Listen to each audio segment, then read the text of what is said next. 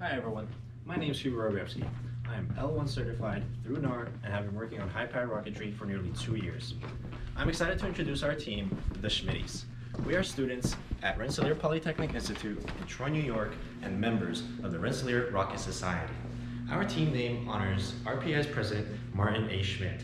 Our team has previously worked together in the 2024 Battle of the Rockets competition, where we secured second place in our category. Now we're thrilled to bring our experience and passion for rocketry to the 2025 Argonia Cup. This year's competition challenges us to design and launch an efficiency-optimized two-stage rocket carrying a payload of golf balls in the sustainer to the highest possible altitude. The sustainer must reach between 9,000 and 40,000 feet above ground level, and both rocket stages must be recovered safely and in reflyable condition. We're excited to take on this challenge and push the limits of our engineering skills. Now I'll pass the mic to Riley to go over our flight simulations. Hello, I'm Riley Dunn, the Schmidties Simulation Specialist. I'm NAR L1 certified, and I was primarily in charge of simulating our rocket, titled Pointy End Up, Flamey End Down, to optimize airframe design, motor selection, and coast hiding, all to maximize our potential score. We primarily use two simulation programs, OpenRocket and ROS-Aero 2, but for different purposes.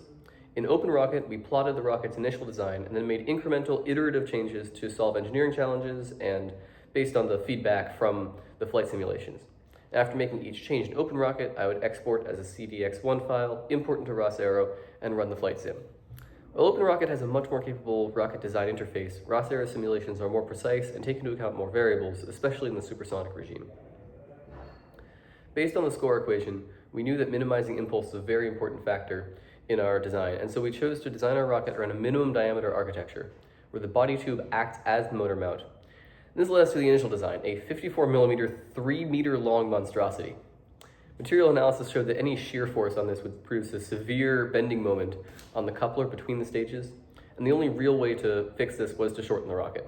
And so this led us to our final architecture, which includes a fatter booster at 75mm to protect the interstage, but keeps the narrow upper stage for maximum performance. Later on, we encountered another problem, fin flutter.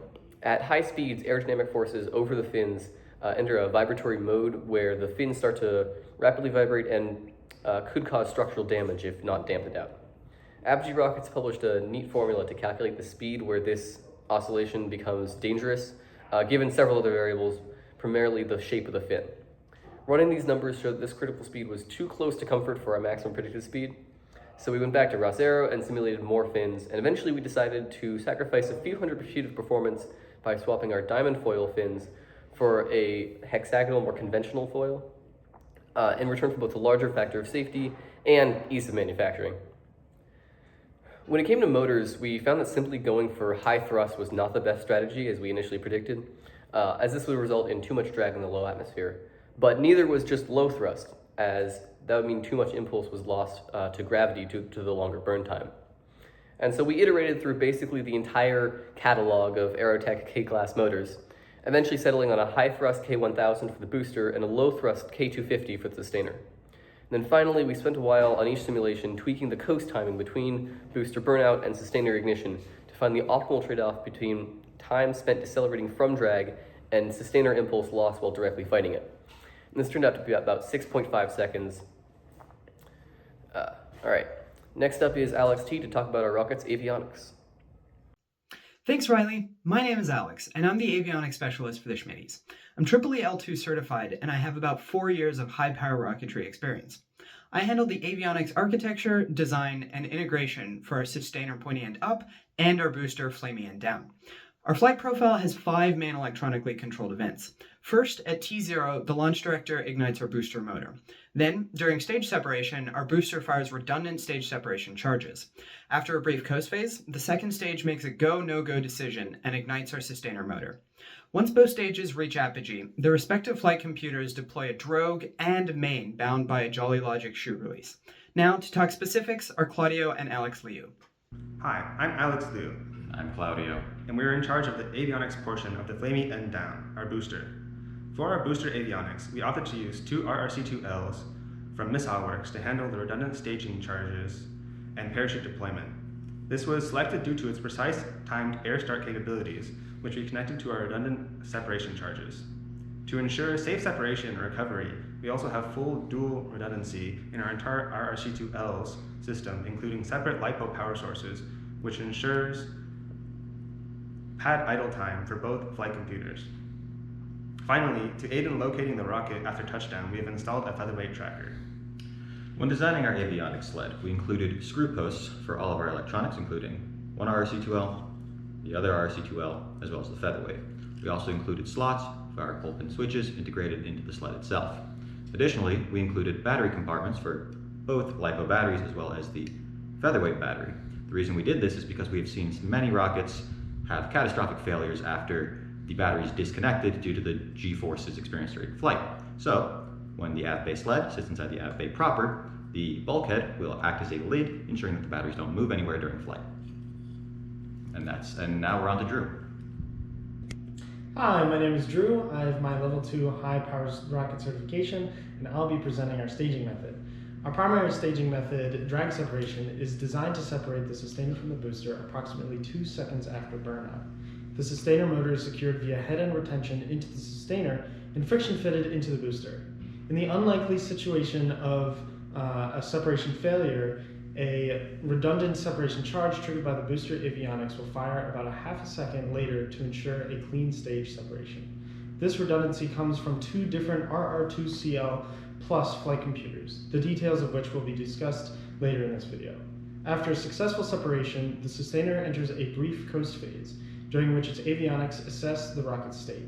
Before igniting the K250 sustainer motor, the system confirms that A, the tilt angle remains within 20 degrees of vertical, and B, the sustainer's velocity does exceed 200 feet per second. This safety check ensures the rocket does not shoot back down or create any sort of unstable ascent.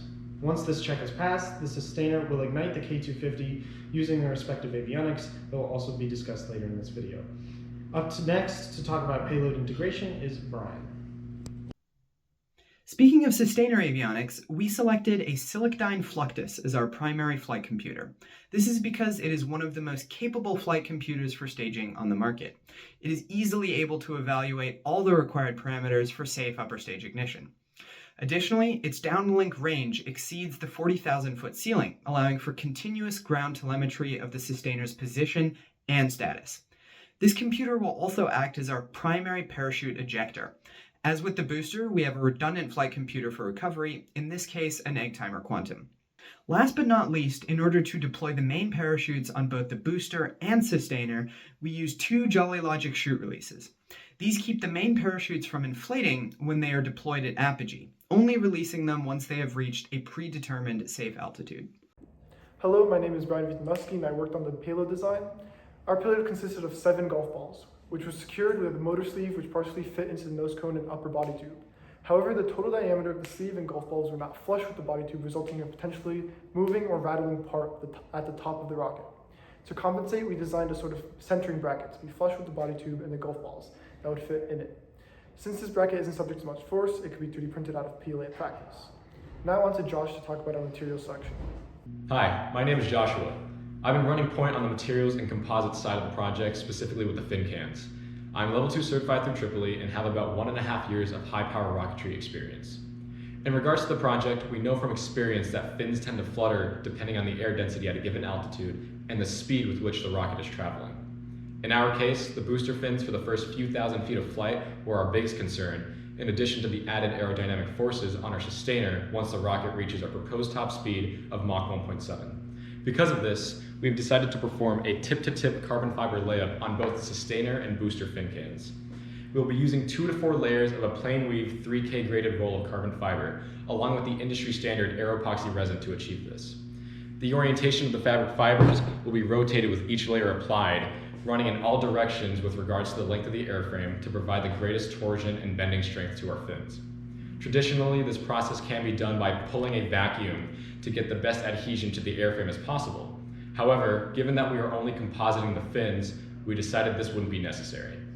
This, along with the G10 fiberglass that comprises the fin material, should give us the needed rigidity to reduce fin flutter as needed. The results of our composites will be tested prior to the competition date so that needed adjustments can be made. I'll now pass the mic over to Calvin to go more in detail about testing and our part procurement process. Hello, I'm Calvin. I've been working in item procurement and I've been helping to make sure that the booster test flight is as accurate as possible to prepare for the real Argonia Cup. I have my NAR L1 certification and I've been working in high power rocketry for about 3 years.